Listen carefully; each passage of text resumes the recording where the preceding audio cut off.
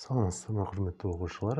Бүгінгі біздің қарапайым есеп 2 үлкен ба, 1,5-тің 200 дәрежесі үлкен ба? Қайсы үлкен? Сол нәрсені анықтайық.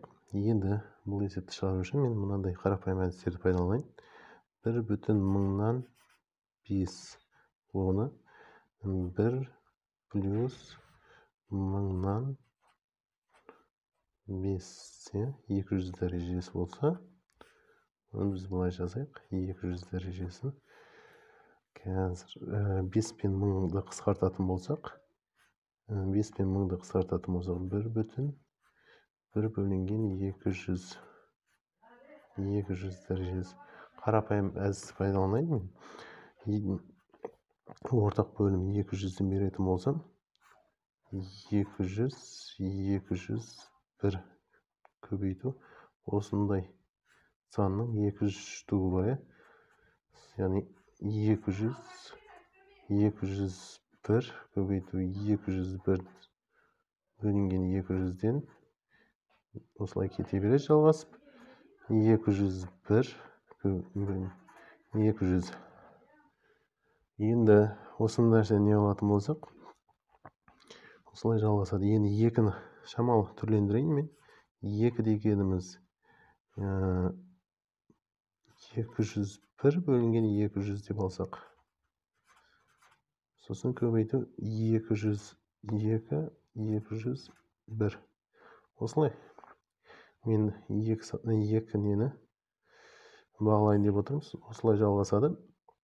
Келесі 201, 202 сөйтіп 203 кете береді. Соңғысы 400 болады. 399. Енді осылай 2-ні осылай жазуға болады. Мысалы, мына қысқарады, мынадан кейін мынасы қысқарады, соңғысы мына қысқарады алдындағысымен. Сонда бізде 400 бөлінген 200 ғой. Ол дегеніміз 2-ге тең. Ал енді мына тұрған бірінші өрнекпен, бірінші санмен, мына тұрған сан бірдей, тең шамалас. Бізде 203 дейін, мына жерге 202 деп жазып қоя салайын. Так, мына екіншісі мен екіншісін не алайық? Салыстырайық. Соңғысы мен соңғысын бағалайық. Енді екіншісі, так, 201 бөлінген 200 үлкен ба, әлде мына екінші қатардағы, А қатары деп қоя салайын, Б қатары деп қоя салайын.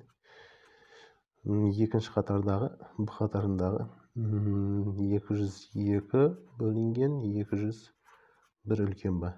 Енді бұл жерде қарапайым нәрсені білуге болады. Қарапайым нәрсені пайдаланайын. 2 бөлінген 1 үлкен ба, 3 бөлінген 2 үлкен ба. Так, мынамыз 1,5. Мынамыз есе 2. Яғни 2 бөлінген 1 үлкен.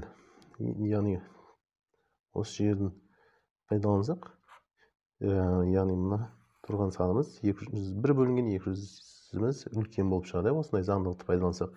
Немесе бұны басқаша дәлелдеу әдістері бар.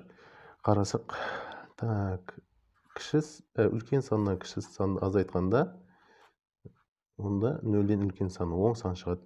Яғни А үлкен бұдан болса.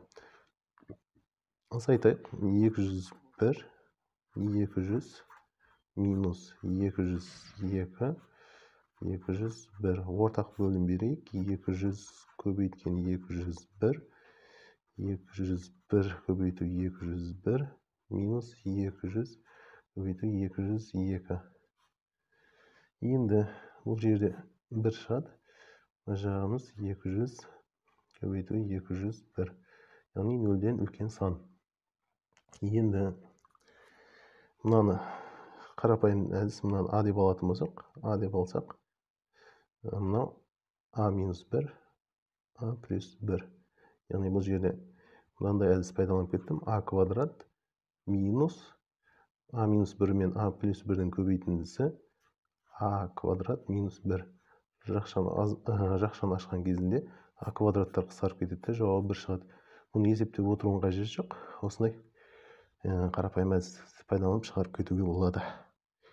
Енді сонда А қатарымыздағы мына сан, екінші сан, екінші тұрған сан, Б қатарында тұрған екінші саннан үлкен үшінші тұрған сан, үшінші тұрған саннан үлкен соңғы тұрған сан, яғни 400